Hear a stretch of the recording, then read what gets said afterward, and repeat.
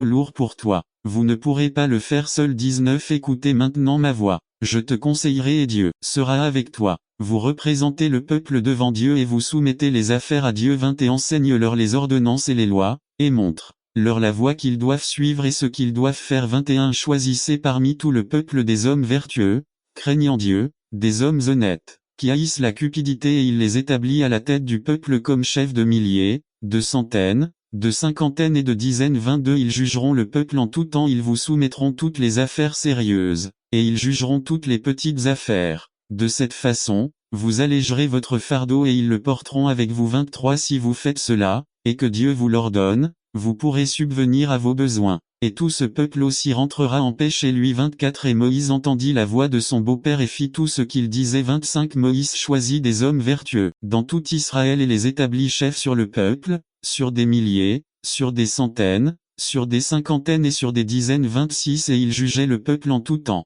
Ils portèrent les questions difficiles à Moïse, et ils jugèrent chaque petite affaire. À quel était le problème de Moïse? À il avait trop de travail car il ne lui était pas possible d'accorder l'attention voulue à chaque individu et à la ville entière. Pourquoi était-il nécessaire de déléguer des responsabilités à de cette façon, la ville était entretenue et gérée plus efficacement. C'est quel a été le résultat, en ce qui concerne les soins aux personnes. À la ville était mieux entretenue dès quelle était la taille de base de chaque unité. R égale à 10 Disent quelles étaient vos responsabilités. À il jugeait le peuple. F Quelle responsabilité Moïse avait-il? À Moïse était en charge des questions difficiles. L'Église du Nouveau Testament dont nous voulons être les imitateurs avait deux types de réunions. Lisons les versets suivants. 1. Acte 2.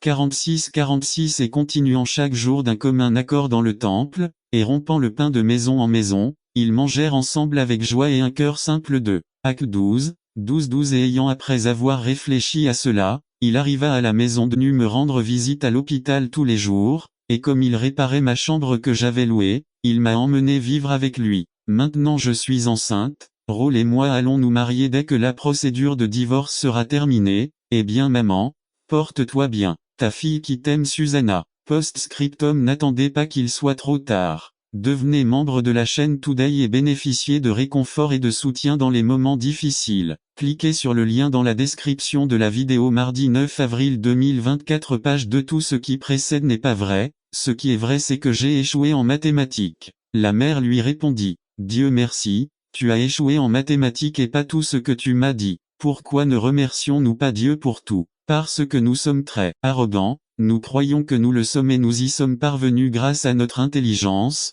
avec mon travail, ou grâce à mon ami qui m'a aidé. Parce que nous avons une attitude plaintive. Félicitations Don Ramon, j'ai entendu dire que les pommes de terre que vous avez récoltées sont les plus fines et les plus belles de la région. Eh bien, je ne suis pas content, et maintenant, où vais-je trouver des pommes de terre laides pour mes cochons? Le peuple d'Israël se plaint. Oh, pourquoi m'as-tu fait sortir d'Égypte? Ici, ils vont nous tuer au bord de la mer Rouge. Oh, pourquoi m'as-tu fait sortir d'Égypte? Nous n'avons rien à manger. Oh, pourquoi m'as-tu fait sortir d'Égypte? Nous avons soif. Oh, pourquoi m'as-tu fait sortir d'Égypte? Je m'ennuie déjà de cette manne. PS 104 à 5 Entrez dans ses portes avec action de grâce, dans ses parvis avec louange, louez-le, bénissez son nom, car Jéhovah est bon. Sa miséricorde est éternelle et sa vérité pour toutes les générations. Je viens de lire le témoignage d'une sœur qui vit à New York. Elle s'appelle Rhea Tompkin, 35 ans, elle vient d'obtenir un diplôme en génie électromécanique,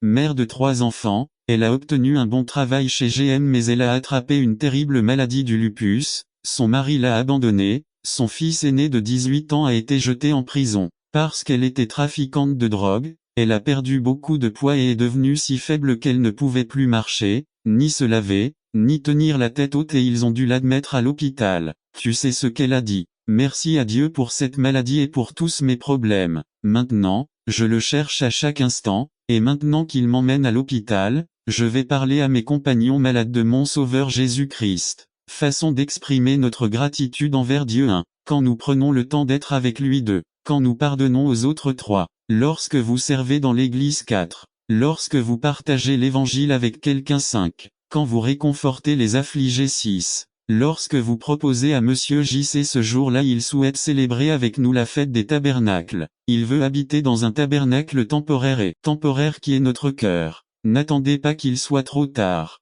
Devenez membre de la chaîne Today et bénéficiez de réconfort et de soutien dans les moments difficiles. Cliquez sur le lien dans la description de la vidéo. Mardi 9 avril 2024 page 3 Il est Emmanuel, Dieu avec nous et s'est incarné, la parole s'est faite chair et a habité parmi nous pour nous sauver. Si nous croyons en lui, il vient vivre dans nos cœurs. Dieu dit, quiconque invoquera le nom du Seigneur sera sauvé. Donne-moi ton cœur, mon fils, et que tes yeux voient mes voies. En cette heure, Dieu vous dit, vous êtes le temple du Dieu vivant, j'habiterai et je marcherai parmi eux et je serai leur Dieu, et ils seront mon peuple. N'attendez pas qu'il soit trop tard. Devenez membre de la chaîne Today et bénéficiez de réconfort et de soutien dans les moments difficiles. Cliquez sur le lien dans la description de la vidéo. Mardi 9 avril 2024 page 4 Le plan de Dieu pour votre famille résumé. Conseil tiré de la Bible pour les jeunes mariés par Josué Martinet. Le plan de Dieu pour votre famille F5, 18 à 22 La cellule de la société et la famille.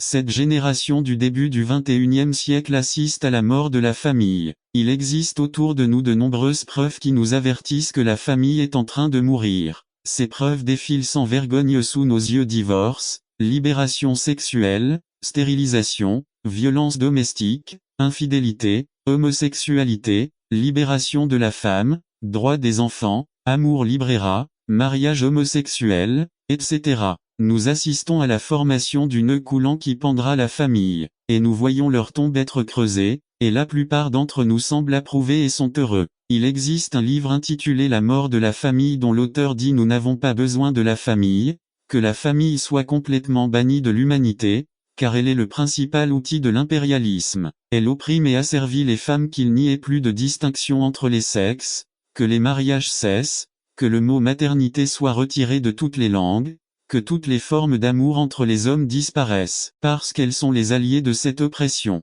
Si la famille venait à disparaître, qui va élever les enfants? Qui leur apprendra à socialiser? Qui enseignera les valeurs morales? Le docteur Armand Nicolet de la Harvard Medical School dit: l'augmentation du nombre de mères célibataires travaillant à l'extérieur du foyer, le changement constant de lieu de résidence, la domination de la télévision à la maison, l'absence de contrôle de la société, la confusion morale de la société, le manque de communication dans la famille et de divorce. Ils rendent les familles incapables, désintégrées, atteintes de maladies émotionnelles. Dans la prochaine génération, 95% des lits d'hôpitaux seront occupés par des personnes atteintes de maladies mentales, il y aura davantage de meurtres de personnes en position d'autorité et la violence domestique augmentera, y compris les meurtres domestiques et les suicides. Les sociologues, les psychologues et les conseillers familiaux tentent d'arrêter le déclin de la famille à travers des livres, des cours d'éducation parentale dans les écoles, des sermons dans les églises. Tant que vous et moi pouvons résoudre nos crises, pourquoi Dieu doit-il intervenir? Il n'y a rien de miraculeux à ce que vous ayez mal à la tête et que vous preniez de l'aspirine pour le soulager. Le miraculeux se produira lorsque vous n'aurez pas d'aspirine, que vous n'aurez pas de pharmacie à proximité, que vous n'aurez pas d'argent pour l'acheter, sinon des mots quand tu n'as plus rien sur quoi compter, pas de ressources sous la main. C'est là que le surnaturel pleinement dans cette vie pleine de nids de poules et de vallées d'ombre et de mort. Conclusion: n'attendez pas qu'il soit trop tard. Devenez membre de la chaîne Today et bénéficiez de réconfort et de soutien dans les moments difficiles. Cliquez sur le lien dans la description de la vidéo. Mardi 9 avril 2024 page 3 Profitez de tout ce que la grâce de Dieu peut faire dans nos vies, dans notre mariage. Avec l'éducation de nos enfants, regardons ce Noël à tout ce que Dieu nous a donné et vivons dans les richesses que Jésus-Christ nous a apportées. N'attendez pas qu'il soit trop tard. Devenez membre de la chaîne Today et bénéficiez de réconfort et de soutien dans les moments difficiles. Cliquez sur le lien dans la description de la vidéo. Mardi 9 avril 2024. Page 4 Le premier chant de Noël résumé. Une exposition du chant de Marie par Félix Ramirez. Le premier chant de Noël Luc 1, 46 à 55. Introduction. Combien d'entre vous aiment les chants de Noël? Les chants de Noël sont présents partout pendant cette période. Les hymnes que nous chantons sont des exemples de chants composés il y a 250 ans et qui nous rappellent la naissance de Jésus-Christ. Eh bien, ce passage parle de la première chanson de Noël. Et à votre avis, qui l'a composée? Eh bien, ni plus ni moins que la propre mère de notre Seigneur. Lorsque Marie a su qu'elle était enceinte, Elle est allée rendre visite à sa cousine Élisabeth, la mère de Jean-Baptiste, et c'est là qu'elle a loué le Seigneur avec les paroles trouvées dans les versets 46 à 55. Cette louange est connue sous le nom de Magnificat. Je n'ai jamais entendu de message sur ce passage si riche en contenu et si beau dans sa forme poétique. Le message du Magnificat s'est perdu en ces jours où les gens sont excités par toutes les ruées pour acheter des cadeaux, des arbres, des cadeaux, etc. Il est nécessaire de réfléchir à la manière appropriée de glorifier Dieu à ces dates où Noël approche. À cette occasion, je voudrais que nous regardions attentivement les paroles de cette louange à Dieu. Regardons ce que Noël signifiait pour la mère de notre Seigneur. Le chant de Marie nous enseigne que nous devrions nous concentrer ce Noël sur le caractère de Dieu et son œuvre pour son peuple. Quels sont les aspects de Dieu sur lesquels nous devrions méditer ces jours-ci? Dieu est le Sauveur. 46 à 47. Il est frappant que la première chose que Marie souligne est le salut dont, comme toute personne dans ce monde, elle avait besoin de la part de Dieu. Au milieu de sa joie, elle reconnaît ce qui est le plus important. Elle reconnaît et glorifie le salut de Dieu pour elle. Elle n'a pas mentionné d'abord sa joie d'être la mère non d'un enfant, mais du Sauveur d'Israël, mais du salut de son âme. En un mot, il a souligné l'essentiel. Contrairement à Marie, des millions de personnes à ces dates se concentrent sur l'insignifiance de Noël. Ils pensent que les choses les plus importantes sont les cadeaux, le dîner du réveillon de Noël, les primes de Noël ou les fêtes. Sur quoi vous concentrez-vous à Noël? Dans les fêtes, en vacances, dans la tendresse du bébé fragile, par nostalgie des personnes qui ne sont plus avec vous, dans la tristesse pour ceux qui sont dans le besoin? Ce Noël, notre regard doit être fixé sur le salut que Jésus-Christ a apporté à tous ceux qui ont cru en lui. Il est triste de voir à quel point les gens ont perdu de vue le salut que Dieu offre uniquement en Jésus. Ils se concentrent uniquement sur la tendresse de la naissance et oublient le but de la naissance de cet enfant. Beaucoup ont la représentation de la naissance de Jésus, mais ils oublient l'identité et le but de cet enfant. Si vous avez bien compris le sens de Noël, je vous invite à regarder et à aider. N'attendez pas qu'il soit trop tard. Devenez membre de la chaîne Today et bénéficiez de réconfort et de soutien dans les moments difficiles. Cliquez sur le lien dans la description de la vidéo. Mardi 9 avril 2024, page 1. D'autres pour qu'ils regardent également le don du salut que Dieu nous offre en Jésus-Christ. Ne nous arrêtons pas à ce point de l'histoire et restons à la naissance de Jésus. Avançons et regardons la crèche, mais avec l'ombre de la croix du calvaire où serait un jour ce bébé. Il est très facile de se laisser emporter par l'agitation et les dépenses pendant ces périodes. Il est très facile pour nos enfants de perdre de vue ce que signifie Noël. Dites-leur que la plus grande joie que nous puissions expérimenter à Noël est la joie du salut et de la vie éternelle trouvée en Jésus-Christ. Deuxièmement, Marie nous explique pourquoi elle a reconnu son besoin d'être sauvée de Dieu est saint et plein de miséricorde. 48 à 50. Voyons dans ces versets comment Marie reconnaît sa véritable condition devant Dieu. Le mot bassesse signifie la même chose que l'humiliation, qui est la condition naturelle dans laquelle se trouve tout être humain devant Dieu. Jésus s'est humilié en devenant comme l'un de nous. Nous avons donc ici une déclaration très importante que Marie fait pour se référer à elle-même. Elle nous parle de sa condition de pécheresse devant le Dieu 3 fois saint. Par conséquent, Noël est le message de Dieu à une société corrompue, une société qui s'est ouvertement et cyniquement rebellée contre Dieu. Illustration tirée de la publicité KFC remerciant le Seigneur. Noël est le message d'un Dieu saint à une société qui l'a oublié et ne veut rien savoir de lui, et qu'en plus de cela, elle se croit indépendante et assez bonne pour recevoir la punition de Dieu. La Bible dit que chacun est condamné pour ses péchés et mérite la mort éternelle. Quand les gens entendent que Dieu dit qu'ils sont pécheurs, ils tombent dans le piège de penser que Dieu fait référence aux véritables méchants comme Saddam Hussein, Hitler, Sergio Andrade, ou aux anciens présidents, ceux qui sont en prison pour meurtriers, violeurs corrompus, voleurs ou menteurs. Ils croient qu'en ayant une religion et en s'y conformant, ils échappent au groupe de personnes que Dieu considère comme pécheurs. Il me semble que c'est précisément ces jours-là de l'année où les gens ont tendance à avoir une appelée fausse sagesse, à cause de la façon dont ils ont obtenu ce qu'ils voulaient. Manipulateurs, menteurs, ils se targuaient d'être intelligents, sages.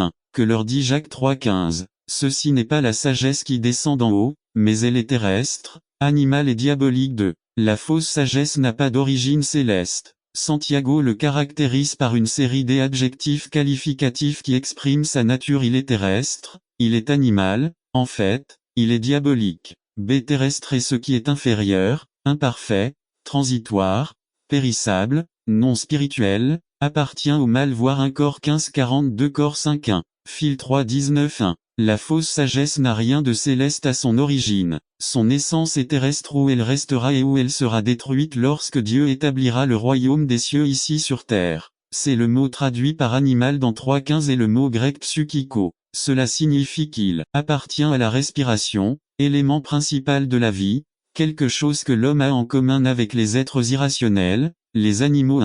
Quand on parle de psychiko, on parle de quelque chose qui est régi par la respiration, par les instincts. Cela fait référence à la nature sensuelle soumise aux appétits de la chair et de la passion de. Pour cette raison, les traductions espagnoles disent animal car les animaux n'ont pas de contrôle sur leurs instincts. Ils agissent sans réfléchir, sans raisonner. C'est ainsi qu'agissent ceux qui ont une fausse sagesse. 3. Il n'y a aucune différence entre eux et les animaux, même lorsqu'ils font preuve d'un zèle sacré dans leur comportement, car ce faisant, ils produisent beaucoup d'amertume. 4. Le vrai chrétien, en plus de posséder le psychiko, possède également le pneuma, l'esprit, quelque chose que les animaux ne possèdent pas. Le pneuma est ce qui nous différencie des animaux, ce qui nous rend rationnels, ce qui nous relie à Dieu. Les animaux ne l'ont pas. 5. Dans Saint Jude 18 à 19, psychiko apparaît au pluriel. Cela dit, à la fin des temps, il y aura des moqueurs. N'attendez pas qu'il soit trop tard.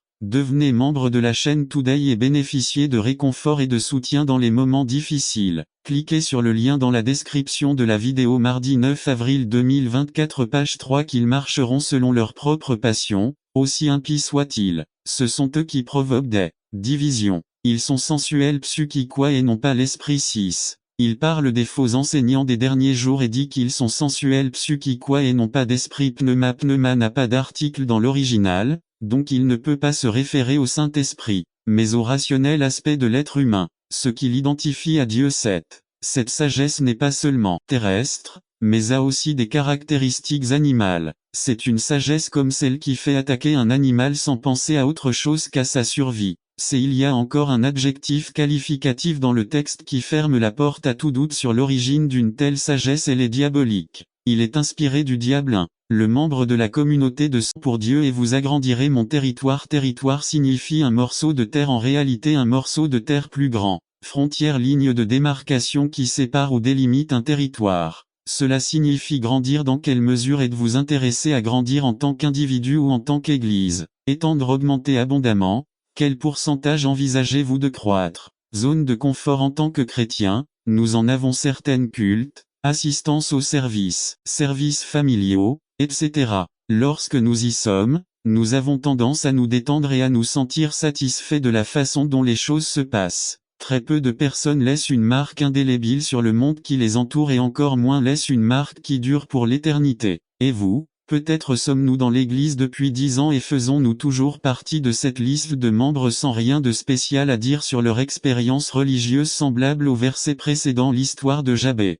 Illustration. Un homme avait le problème de ne pas trouver de place de parking. Au bout d'un moment, il a décidé de se garer dans un endroit interdit, mais il a pris la précaution de laisser une note sur son pare-brise qui disait « Cela fait 20 minutes que je roule sans résultat. Je suis en retard pour un rendez-vous important et si je ne me gare pas ici, je perdrai mon emploi. Pardonnez-moi d'avoir enfreint la règle. » Plus tard, à son retour, il a trouvé une contravention affichée sur le pare-brise de sa voiture, accompagnée d'une note qui disait « Cela fait 20 ans que je traîne dans ce parking et si je n'écris pas la contravention, je perdrai mon emploi. » Évitons de tomber dans la tentation. Surmonter les obstacles. Tentation. Les zones de confort sont un état interne. En d'autres termes, ce sont des inhibitions. Moïse est l'exemple classique de quelqu'un qui a dû faire face à la tentation de rester dans sa zone de confort. Exode 4, 10 à 14. D'autres fois, nous pouvons jouer le rôle d'intimidateur à la frontière. Nombre 13, 32 à 33, 14. 9. Jabé a demandé une expansion de ses zones d'influence. Le service à Jéhovah. L'expansion du territoire implique d'augmenter le sens des responsabilités. Quel est votre territoire? Cela peut être le bureau, votre entreprise, l'université, votre maison. Il n'y a rien de mal à demander à Dieu plus de responsabilités au travail, plus de clients dans votre entreprise, obtenir de meilleures notes et ou connaissances à l'université, ou demander de plus grandes bénédictions pour votre maison. N'attendez pas qu'il soit trop tard. Devenez membre de la chaîne Today et bénéficiez de réconfort et de soutien dans les moments difficiles. Cliquez sur le lien dans la description de la vidéo mardi 9 avril 2024 page 3 illustrations. Avez-vous déjà entendu parler de Fred Smith? Il était étudiant à Harvard et devait réaliser un projet final pour démarrer une entreprise. Chaque étudiant devait présenter son propre projet. Les plans qu'il devait présenter devaient être réalisables. Le dernier projet de Smith était lié à la lenteur de la livraison des colis par là et lui dit, « Rabbi, nous savons que tu es venu de Dieu pour être un enseignant, car personne ne peut faire ces signes que vous faites, à moins que Dieu ne soit avec lui. 7:31 Et beaucoup de la foule crurent en lui et dirent, « Quand Christ viendra, fera-t-il plus de miracles que celui-ci? Dieu soutiendra son serviteur. 3. Nous devons montrer par des actions que Dieu est avec nous dès son heure n'était pas arrivée. 1. JN 7, lui monter à la fête. Je ne vais pas encore à cette fête, parce que mon heure n'est pas encore accomplie. 2. Dieu ne vous déplacera pas tant qu'il n'aura pas accompli sa volonté dans votre vie. 3. Nous ne devrions pas bouger avant l'heure. Que font ceux qui continuent à le suivre? Ils ont emmené leurs proches qui avaient besoin de Jésus. 1. JN 1, 45 André, le frère de Simon-Pierre, était l'un des deux qui avait entendu Jean et suivi Jésus. 41 Cet homme rencontra d'abord son frère Simon et lui dit, « Nous avons trouvé le Messie, ce qui signifie le Christ. 42 Et il lui amena Jésus. Et Jésus le regardant dit, « Tu es Simon, fils de Jonas, tu seras appelé Cépha, ce qui signifie Pierre. 2. Je le prends avec Jésus et non avec Jean-Baptiste. N'attendez pas qu'il soit trop tard. Devenez membre de la chaîne Today et bénéficiez de réconfort et de soutien dans les moments difficiles. Cliquez sur le lien dans la description de la vidéo. Mardi 9 avril 2024 page 2-3. Nous devons les emmener à l'endroit où nous avons fréquenté. Ils ont emmené leurs amis parce que Jésus avait un message pour eux. 1. JN 1, 45 Philippe trouva Nathanaël et lui dit, « Nous avons trouvé celui dont Moïse a écrit dans la loi, ainsi que les prophètes, Jésus, fils de Joseph, de Nazareth. 2. Combien d'entre nous ont des amis qui pour certaines raisons, ne leur parlent-ils pas de Jésus? 3. Pourquoi ne pas les amener au temple?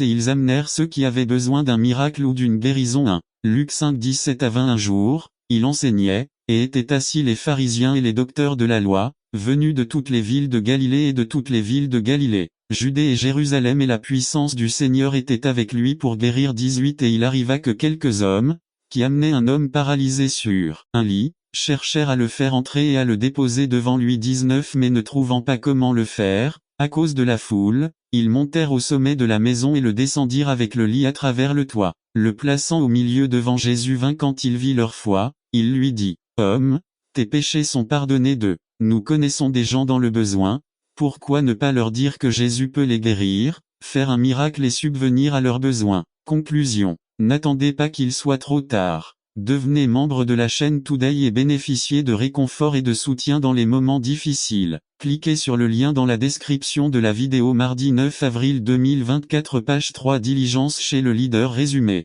Nous, les dirigeants, devons être diligents dans les aspects les plus fondamentaux et les plus clés de notre ministère. Ignorer de petits détails peut être fatal dans notre carrière ministérielle. Par Séraphin contrera diligence chez le leader. Un matin, je me suis réveillé un peu découragé et sans grande envie d'aller à mon bureau. Les papiers étaient entassés sur le bureau, beaucoup de lettres à répondre et d'études à préparer, quelque chose en interne m'a poussé à la négligence. Sans grande envie, j'ai allumé mon ordinateur pour consulter la boîte aux lettres électroniques et des mots anonymes étaient affichés sur le moniteur et lorsque je les ai lus, ils m'ont donné une nouvelle humeur. Je vous les partage ici. J'ai appris et décidé et ainsi, après avoir si longtemps attendu, un jour comme les autres, j'ai décidé de réussir. J'ai décidé de ne pas attendre les opportunités, mais de les chercher moi-même. J'ai décidé de voir chaque problème tel qu'il, une chance de trouver une solution. J'ai décidé de voir chaque désert comme l'opportunité de trouver une oasis.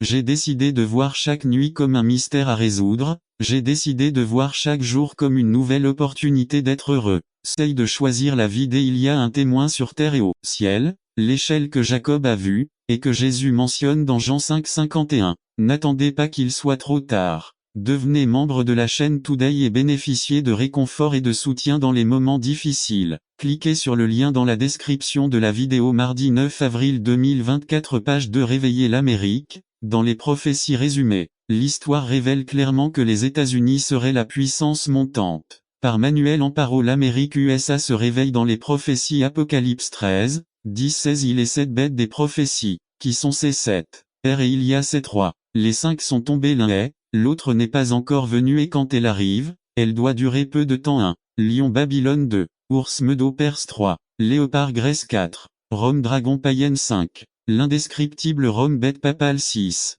Bête qui surgit des abysses. Communisme B. Qu'est-ce que le chiffre 7? 1. Et quand ça arrive, ça doit durer peu de temps. Cela durerait peu de temps. 2. Apocalypse 17-10. C'est la première bête d'Apocalypse 13. 1. Apocalypse 13 1,22. La bête serait emmenée en captivité. Apocalypse 13-10-3. Au moment de la Révolution française, Napoléon arrive au pouvoir et sait que pour contrôler l'Europe, il n'a d'autre choix que de détruire le pouvoir papal. Le général de Napoléon Berthier marche vers Rome et, le 15 février 1798, fait prisonnier le pape. En conséquence, cela a mis fin au pouvoir papal suprême. 2. L'ascension de la bête à 2 cornes, qui représente les États-Unis.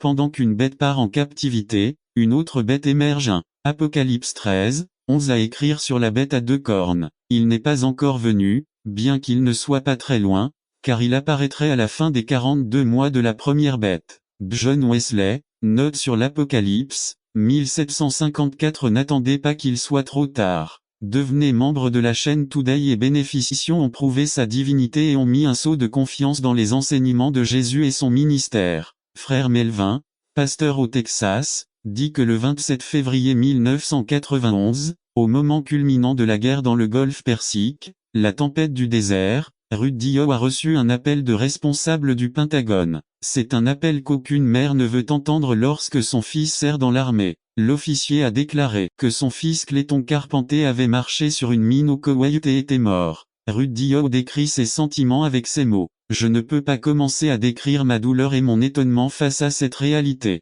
C'était trop pour moi, je ne pouvais pas le supporter. Pendant 3 jours j'ai pleuré sans relâche, avec courage j'ai même exprimé ma grande perte. Persera toda la mañana, comienzo a escribir à la 08, 0 am de Jo de Acerlo à la 16, 0 heure. Je le fais tous les jours. C'est une habitude. N'attendez pas qu'il soit trop tard. Devenez membre de la chaîne Today et bénéficiez de réconfort et de soutien dans les moments difficiles. Cliquez sur le lien dans la description de la vidéo. Mardi 9 avril 2024, page 2. L'habitude est un don de Dieu. Cela signifie simplement que tout ce que vous faites plus de 3 fois devient plus facile. Après 10 fois, c'est difficile d'oublier, et après 18 fois, c'est une habitude. L'habitude est la clé du Créateur pour nous aider à réussir. Jésus vivait occupé. Il voyageait, priait pour les malades, enseignait, prêchait et s'adressait aux individus et aux foules. Il surveillait ses disciples et s'occupait de ceux qui le cherchaient. Son père n'aurait pas dû appeler Jésus du ciel sur Verizon. Allô,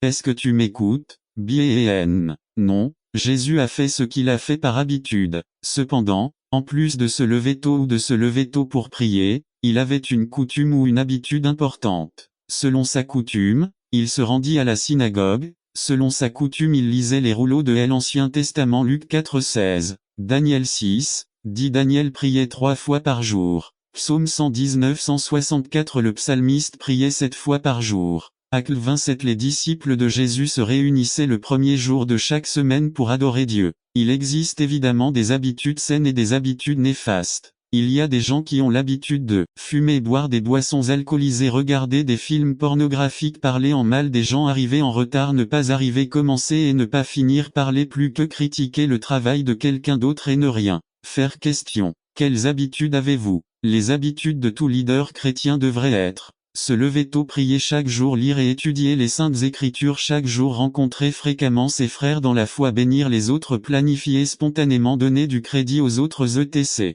N'attendre pas qu'il soit trop tard. Devenez membre de la chaîne Today et bénéficiez de réconfort et de soutien dans les moments difficiles. Cliquez sur le lien dans la description de la vidéo. Mardi 9 avril 2024, page 3. Ne négligez jamais ses habitudes. Jésus savait que les grands hommes ont simplement de bonnes habitudes. 3. Jésus a fait bien utiliser son temps en prenant soin de son agenda personnel. Saint Jean 11, 1. Un homme nommé Lazare était malade de Béthanie, le village de Marie et de Marthe, sa sœur. 2. C'est Marie, dont le frère Lazare était malade, qui a oint le Seigneur de parfum et lui a séché les pieds avec ses cheveux. 3. Alors elles envoyèrent les sœurs dire à Jésus: Seigneur, celui que tu aimes est malade. 4 Quand Jésus l'entendit, il dit, cette maladie n'est pas mortelle, mais pour la gloire de Dieu, afin que le Fils de Dieu en soit glorifié. 5 Et Jésus aimait Marthe, sa sœur et Lazare. 6 Quand il apprit qu'il était malade, il resta encore 2 jours à l'endroit où il se trouvait. 7 Puis après cela, il dit à ses disciples,